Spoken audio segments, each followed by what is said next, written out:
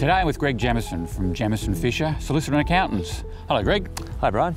Well, our subject today is effective cause of sale, and we're getting a bit of inquiry about this at the moment. How does that work? Okay, it's a very interesting and a grey area. Okay, effective cause, there is no set formula. It's the courts have said each single instance will be determined on its own facts, taking into account all of the actions of the agent.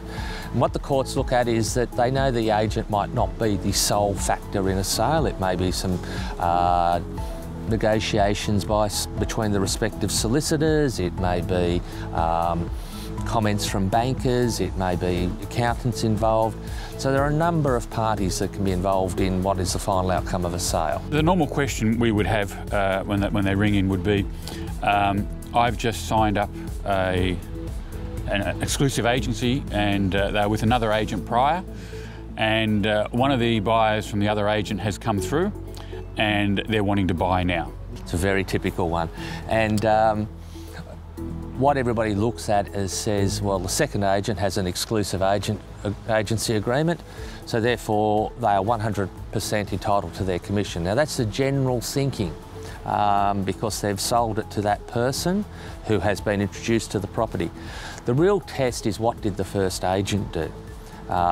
If they had an open house, 100 people came through, they just took this prospective buyer's name, never followed them up, didn't provide contracts, didn't do anything, it's very hard to say they were the effective cause. The buyer made an offer. He makes an offer, they worked closely with them, they had a number of offers. No, just one. Just one, and the vendor rejected it for whatever reason.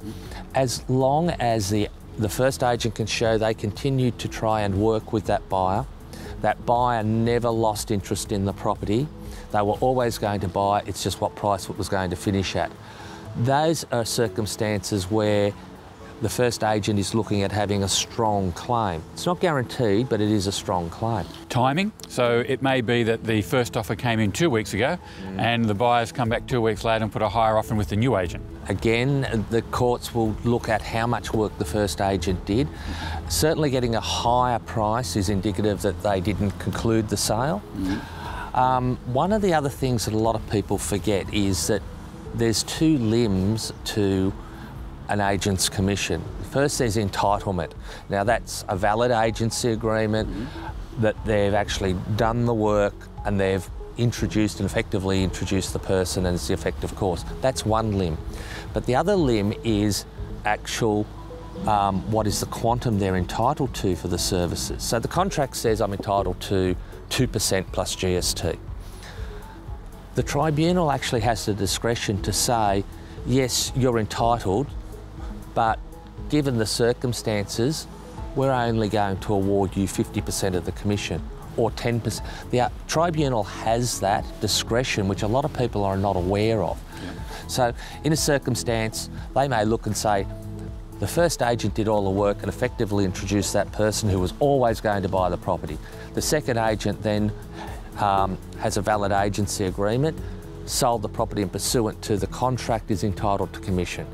But we look at all of the circumstances and decide, even though the two commissions are technically payable, we're awarding 80% to the first agent and 20% to the second agent. You said a word that was interesting. You said the first agent introduced and then the second agent basically effectively caused the sale. So introduction to effective cause. No, because what we're saying in this first case is that the agent worked continually with that purchaser up until the day their agency was brought to an end. That person was always going to buy.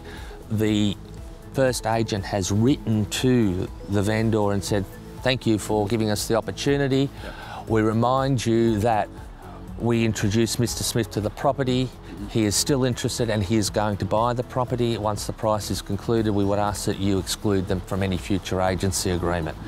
Now, of course, vendors aren't necessarily aware of that they need to exclude people.